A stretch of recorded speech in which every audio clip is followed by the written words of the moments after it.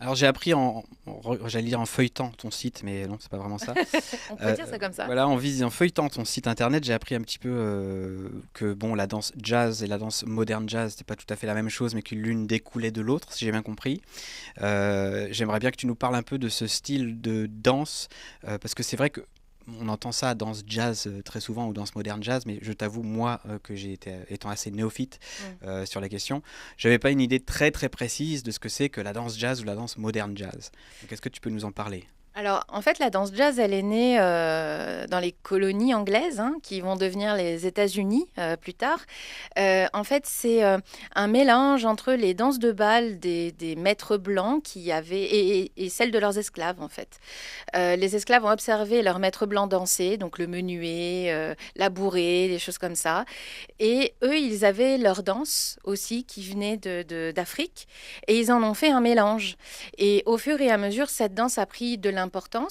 Au moment des jazz bands, il y a vraiment une identité noire qui est née aux États-Unis et plusieurs danses de société qui ont été inspirées en fait de tout cet africanisme. Alors, africanisme en fait, ça veut dire que c'est pas tout à fait des mouvements de danse africaine, mais ce sont des souvenirs en fait de mouvements. Et donc, ça a donné une danse puissante, avec des sauts, ce qui ne se faisait pas du tout à l'époque, avec des mouvements du haut du corps, ce qui n'était pas très bien vu. Hein, c'était pas très éduqué de faire des mouvements avec le haut du corps. Très pliés, et puis on disait qu'ils étaient un peu possédés, quoi. Hein, c'était vraiment... au fur et à mesure du temps, la danse s'est vraiment collée à la musique jazz. Et donc, il y a eu en fait un espèce de partenariat entre la musique et la danse, jusqu'au moment où la musique jazz est devenue un peu plus intellectuelle Mhm. que instinctive. Et donc, la danse jazz a continué toute seule. Sauf que donc la danse jazz est devenue une danse de comédie musicale, principalement, puisqu'on on l'a considérée comme une danse de divertissement. Et à ce moment-là, il fallait bien apprendre aux danseurs qui passaient les auditions à danser cette danse. Et on a commencé à enseigner, en fait, la danse jazz. Et c'est là que l'expression moderne jazz, en fait, est arrivée.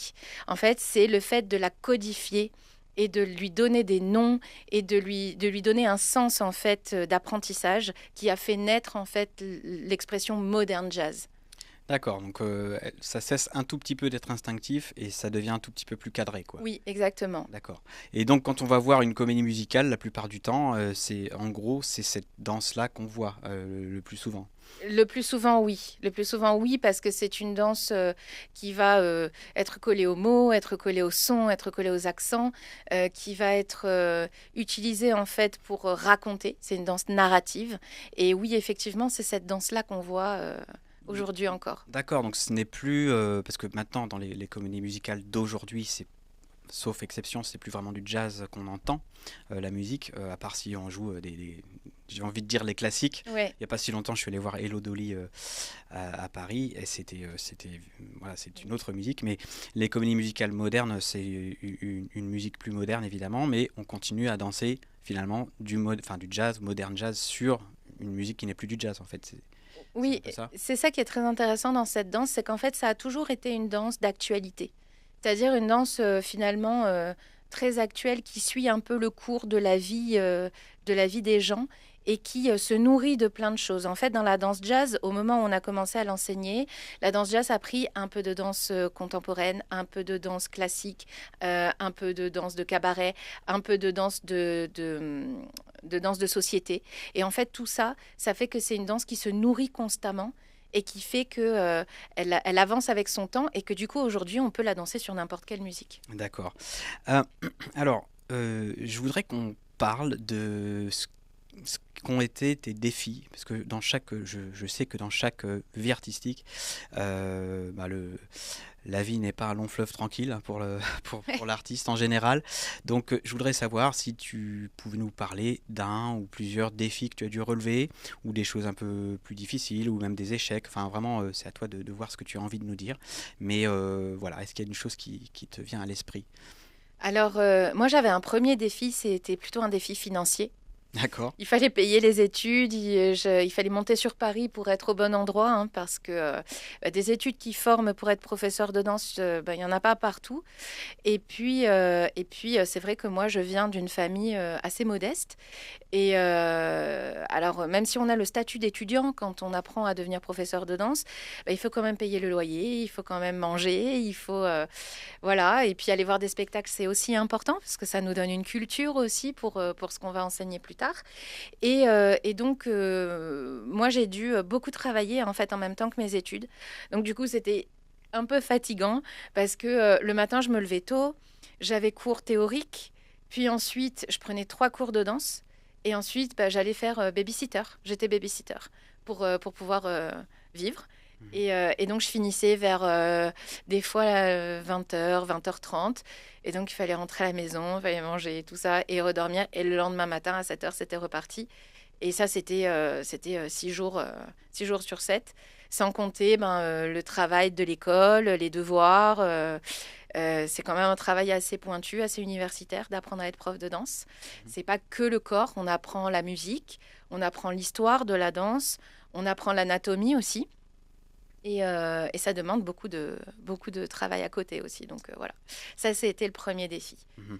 Et le deuxième défi, on peut dire que c'est le fait que moi, j'avais fait que du jazz, en fait, avant de monter sur Paris, et qu'il a fallu que je me mette à un âge assez avancé, donc j'avais 19 ans, 19-20 ans, dans d'autres matières.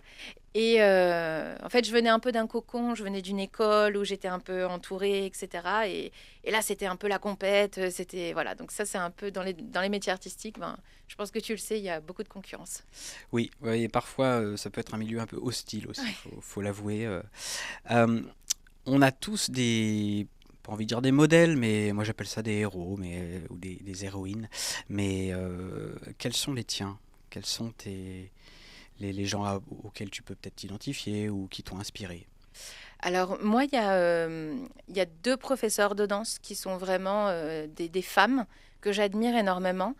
L'une s'appelle Marjorie Assion. Marjorie Assion, c'est une professeure de danse que j'ai eue en étant toute jeune.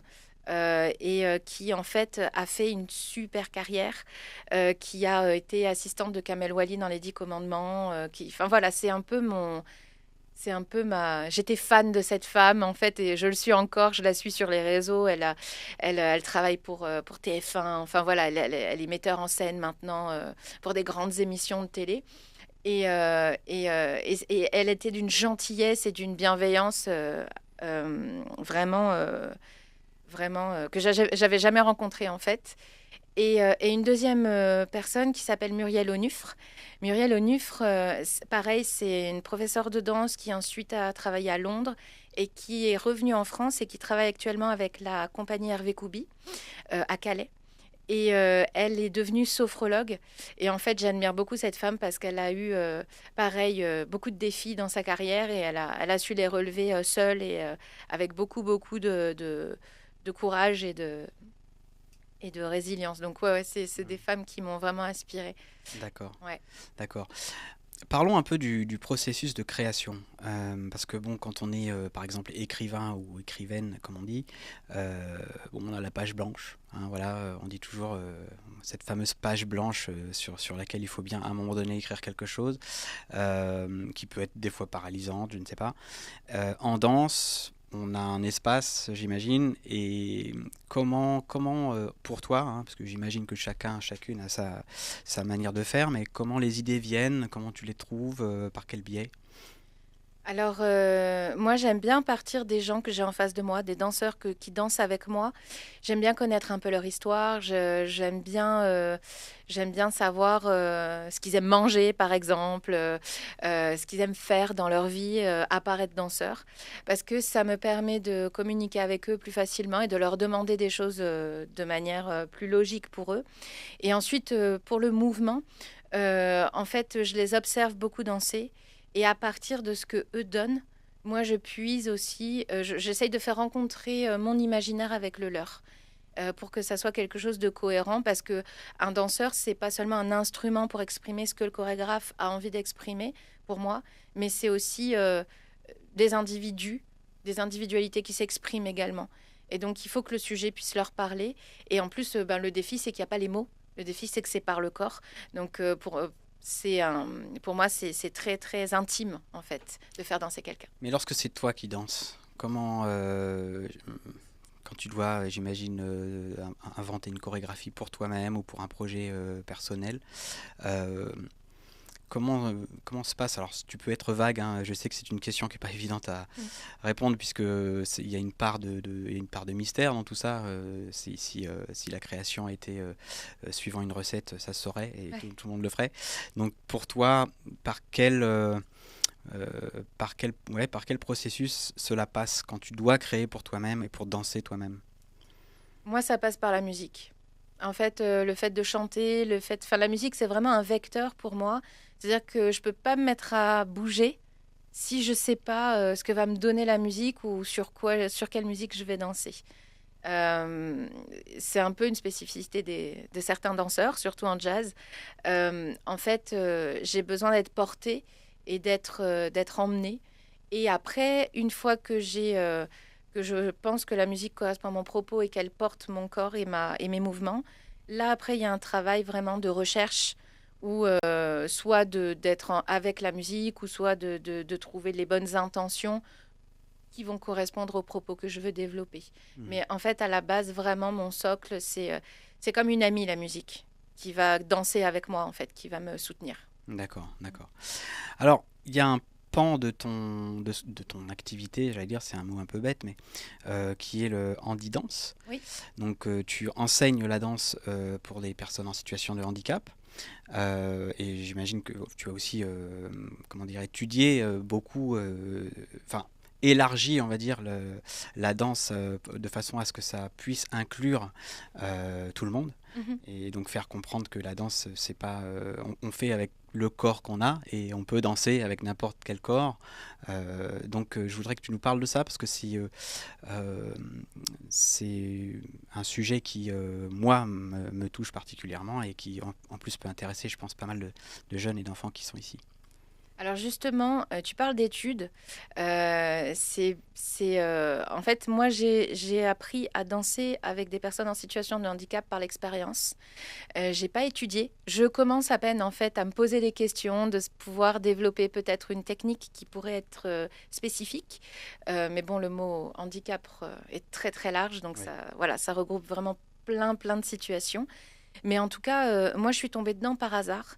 Je travaillais avec une collègue qui, elle, avait un cours de handi-danse et qui elle-même était une danseuse qui était passée par un stade en fauteuil et qui s'était rééduquée grâce à la danse. Et elle m'a dit un jour, ben, mes assistantes ne peuvent plus faire le cours avec moi, ne peuvent plus m'aider. Est-ce que toi, tu pourrais? Et moi, j'ai dit, je sais pas. Surtout que moi, je suis quelqu'un de très empathique et de très émotionnel, donc je me sentais pas les épaules en fait pour le faire. Et j'ai dit, ok, j'essaye et je te dis. Et en fait, on a essayé, ça a matché tout de suite. Et du coup, j'étais vraiment avec eux là pour les mettre en valeur et pour danser avec eux. Pas que pour les aider à lever un bras ou à se déplacer, mais vraiment, on a vraiment créé des pièces et des duos. Et oui, effectivement, ça demande une réflexion pédagogique Mm. qui est fort intéressante. Mais voilà, c'est plutôt... je suis tombée dans la marmite il y a 10 ans et j'y suis restée. Donc c'est par l'expérience. Ouais, ouais. Ouais. C'est-à-dire que quand on commence à y réfléchir, on se rend compte très vite que c'est du cas par cas. C'est-à-dire qu'on Mhm. peut pas, on peut évidemment tracer des grandes lignes, poser un peu des principes, mais on se rend compte que quand on est face à quelqu'un, en fait, le point de départ, c'est la personne en question, et j'imagine que là, il y a des ajustements qui dépendent de chacun, et c'est compliqué de plaquer un modèle, quoi. Ouais. Après, heureusement que le corps est régi par les mêmes lois physiques et scientifiques, qu'il soit handicapé ou qu'il soit typique, on va dire ça comme ça. Donc, le tout, c'est de savoir observer et puis utiliser ses connaissances pédagogiques pour pouvoir amener la personne à aller au bout d'elle-même. En fait, le but, c'est vraiment la petite victoire de chacun par rapport à soi-même. Mais ça, c'est vrai dans un vrai cours de danse aussi, enfin dans un cours où les personnes sont sur leurs pieds et avec lesquelles on peut communiquer facilement. C'est vraiment comment je vais me lancer un défi et comment je vais arriver au bout de moi-même et comment je vais être fière de moi en fait à la fin. Voilà. Et évidemment, il y aura, on est conscient quand on enseigne qu'il n'y a pas une méthode qu'on applique à un groupe. Il y a la méthode générale de laquelle on va pouvoir tirer des éléments pour pouvoir donner à chacun ce dont il a besoin. Tu as un projet sur le feu en ce moment? Ouais, j'en ai trop. Ouais. Oui, j'ai un projet sur le feu. En fait, je suis en train enfin, je deviens professeur d'anatomie pour la danse. Je suis encore en pleine étude, mais c'est quelque chose de très intéressant qui permet d'aller un peu plus loin dans la matière, qui permet d'aller questionner le geste autant dans son aspect symbolique que dans son aspect très concret, biomécanique. Et donc ça, c'est sur le long terme. Et puis, le prochain projet, ce serait de chorégraphier une pièce en solo qui pourrait parler un peu de la résilience et des défis qu'on a dans la vie et comment on fait pour continuer son chemin, en fait, malgré tout, et comment on arrive à trouver la force à l'intérieur de soi pour aller plus loin et D'accord. pour continuer. Alors pour terminer, je vais reprendre ce que tu as dit tout à l'heure et te poser cette question. Qu'est-ce que tu fais lorsque tu ne danses pas? Alors, quand je danse pas, je danse quand même en fait. D'accord. Non, en fait, quand je danse pas, je peins, j'écris, je lis, je cherche pour mes élèves aussi. Donc, je suis hors studio, je suis encore professeur et danseur.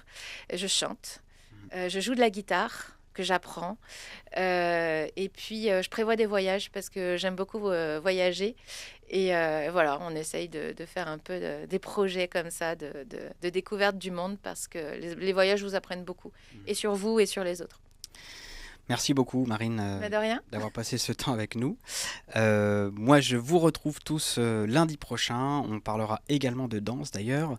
Je voudrais remercier évidemment toute l'équipe de l'Espace Plein Ciel, Thibaut à la régie, qui s'occupe de nous. On est comme des rois et des reines. Ça, c'est vrai.